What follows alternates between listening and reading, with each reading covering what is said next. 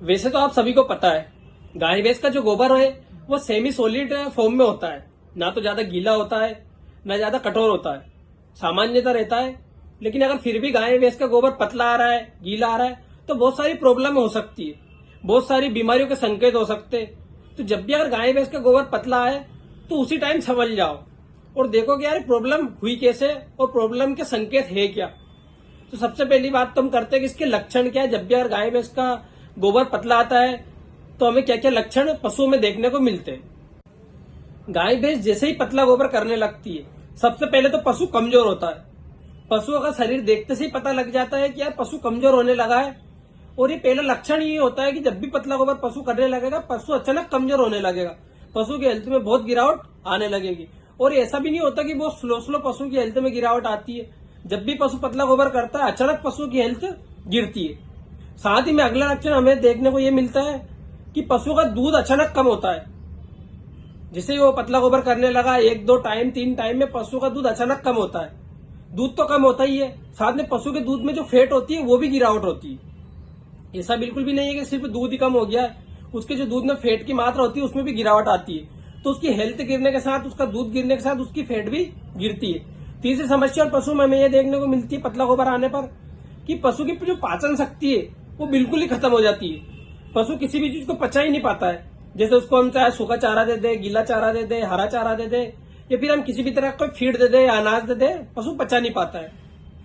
Maximum time में तो ऐसा होता है कि जो भी हम पशु को फीड देते हैं गोबर के रूप में सीधा बाहर आ जाता है।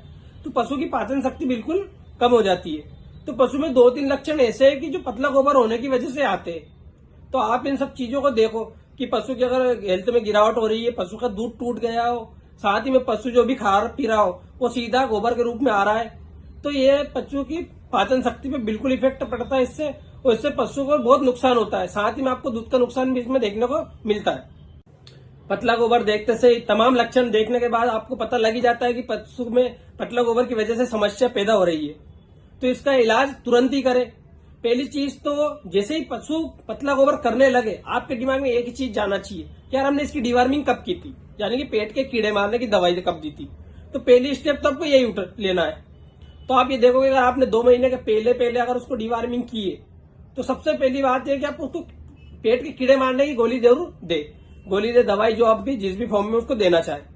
तो आपको पहले तो यही कदम उठाना है कि जैसे पतला गोबर दिखा, सबसे पहले यही देखो कि हमने इसको डिवार्मिंग की टेबलेट कब दी थी। अगर 2 महीने के अंदर अंदर दी तो कोई बात नहीं, अगर नहीं दी तो पहला काम आपको यही करना है।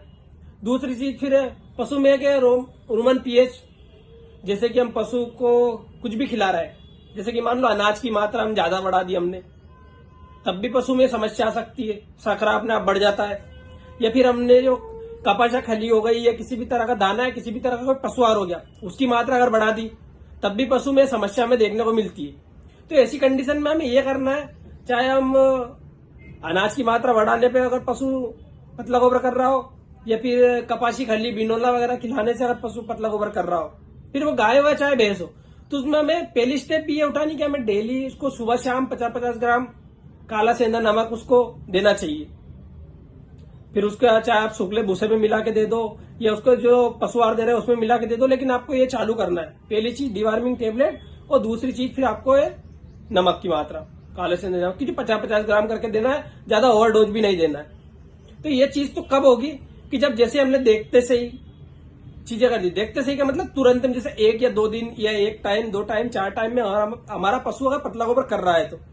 लेकिन बहुत सारे पशु बहुत लंबे टाइम से, लेकिन हफ्ता 2 हफ्ता महीना भर हो गया उनको, वो कंटिन्यू पतला गोबर ही कर रहे हैं, तो उस कंडीशन में पशु की पाचन शक्ति, उसके लीवर बहुत कमजोर हो गया, तो किसी भी तरह के किसी अनाज को या किसी भी पशु को पचा ही नहीं पा रहा है, तो बहुत बड़ी प्रॉब्लम उसके पेट में है। फिर आपको पशु सहायक से मिलना पड़ेगा। दूसरी चीज, पशु के पेट में या पशु की आंत में, लीवर में किसी भी तरह कोई इन्फेक्शन हो, तब भी पशु बहुत लंबे टाइम तक पोकता है। वो भी फिर आप किसी पशु सहायक से ही मिलो, अच्छी दवाई लो, अच्छी टेबलेट लो।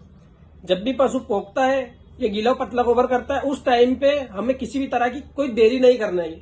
अगर पहली स्टेज पे पशु 1-2 दिन में पोक रहा है तो हम हमारे देसी नुस्खे इलाज कर लो, या फिर हम डॉक्टर से मिल लो। या पशु लंबे टाइम से अगर यही कर रहा है पतला गोबर, तो फिर तो पशु डॉक्टर से आप सलाह लो, उनसे इलाज करवाओ। बहुत बड़ी प्रॉब्लम आती है जब भी पशु पतला गोबर करता है, पशु की हेल्थ में गिरावट आती है, पशु की प्रजनन क्षमता वीक होती है, साथ में पशु मिल्किंग से टूटता है। और बहुत बार ऐसा देखा गया है ऐसे केसेस में कि जब भी पशु पतला गोबर करता है और बहुत लंबे टाइम तक अगर ये चलता रहता है तो पशु वापस से उतनी मात्रा में दूध पर लौट कर नहीं आता। आप सोचोगे हम इनका इलाज कर ले, वापस पशु को उसी दूध की लेवल पर ले आए, तो पॉसिबल नहीं होता अगर लंबे टाइम तक पशु पतला गोबर कर रहा है। तो ये सावधानी जरूर बरते, पतले गोबर को कभी भी इग्नोर ना करें।